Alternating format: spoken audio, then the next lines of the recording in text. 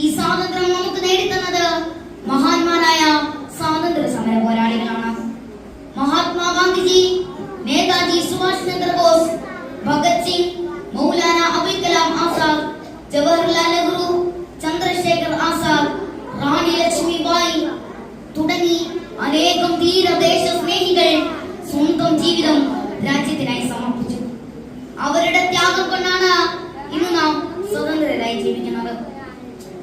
1919 ജാലിയൻ വാലാബാഗ് കൂട്ടക്കൊല, 1930 ദണ്ഡി യാത്ര, 1942 quit India സമരം എന്നിവ ഇന്ത്യയുടെ ചരിത്രത്തിലെ നിർണായകമായ സംഭവങ്ങളാണ്.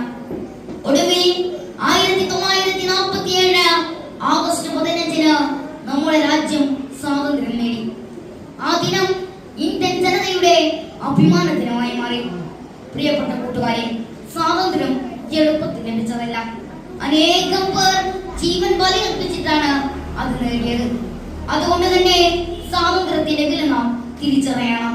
ദേശീയ പതാകയെ ആദരിക്കുകയും നിയമങ്ങൾ പാലിക്കുകയും രാജ്യത്തിന്റെ ഐക്യവും അഖണ്ഡതയും കാത്തു സൂക്ഷിക്കുകയും ചെയ്യേണ്ടത് ഓരോ പൗരന്റെയും കടമയാണ്. നാളത്തെ ഇന്ത്യയുടെ ഭാവി നമ്മുടെ കൈകളിലാണ്.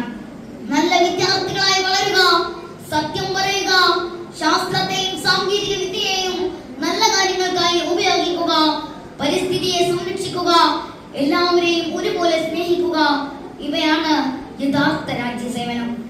നമ്മൾ ഓരോരുത്തരും നല്ല പൗരന്മാരാകുമെന്ന് ഇന്ന് ഈ സ്വാതന്ത്ര്യ ദിനത്തിൽ നമുക്ക് പ്രതിജ്ഞ ചെയ്യാം.